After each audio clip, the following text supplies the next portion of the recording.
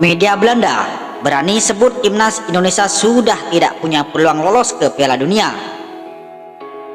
Media Belanda mengatakan bahwa timnas Indonesia kini sudah tidak memiliki harapan ke Piala Dunia 2026 zona Asia.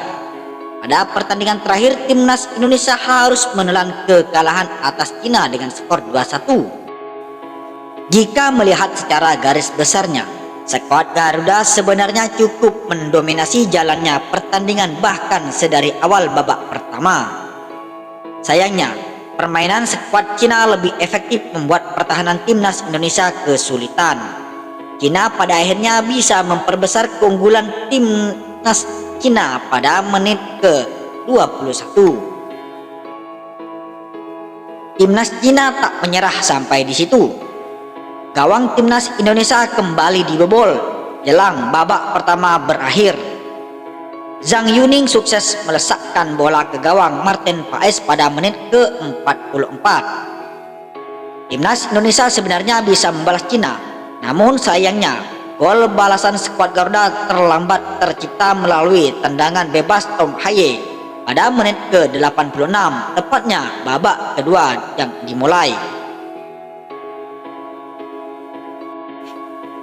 Media pertama adalah Telegraph yang merilis tulisan dengan judul menarik, "Mimpi Piala Dunia untuk Belanda Indonesia semakin jauh setelah kekalahan meyakinkan dari Tiongkok." Media tersebut menyebutkan jika mimpi timnas Indonesia untuk bisa melaju ke Piala Dunia 2026 kini semakin jauh. Impian Indonesia untuk melaju ke Piala Dunia 2026 dengan seluruh pemain asli Belanda yang berasal dari bekas India Belanda semakin jauh dari harapan, bunyi rilis The Telegraph. Bahkan, Football International juga ikut merilis artikel yang menyebutkan bahwa Piala Dunia 2026 semakin jauh dari gapaian timnas Indonesia. Bahkan mereka juga menulis bahwa impian timnas Indonesia ke Piala Dunia 2026 sudah hilang.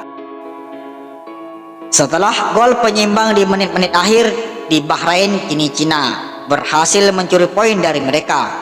Indonesia kalah 2-1 di Qingdao dan kini berada di posisi terbawah grup kualifikasi Piala Dunia. Itu terlepas dari gol dari Tom Haye.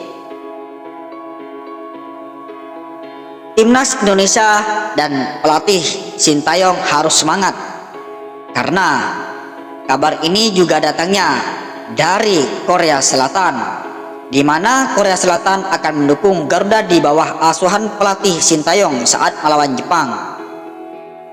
Sintayong mengabarkan sekitar 2.000 warga Korea Selatan siap mendukung langsung timnas Indonesia. Laga timnas Indonesia bertemu Jepang akan digelar di Stadion Gelora Utama Bung Karno. Dukungan itu tidak lepas tertuju kepada Sintayong. Pasalnya, Coach Sintayong berkebangsaan dari negara Korea Selatan. Sang pelatih pun membantah meski tetap memberikan ucapan terima kasih. Warga Korea Selatan yang ada di Indonesia akan langsung datang ke Stadion Gelora Utama Bung Karno. Mereka akan memberikan apresiasinya, padahal yang akan bertanding timnas Indonesia bukan timnas Korea Selatan, ucap Sintayong. Namun Sintayong, sapaan akrabnya yang disebut STY, juga menyampaikan bahwa Jepang tidak ingin kalah dari timnas Indonesia yang mendapat dukungan secara langsung dari warga Korea Selatan.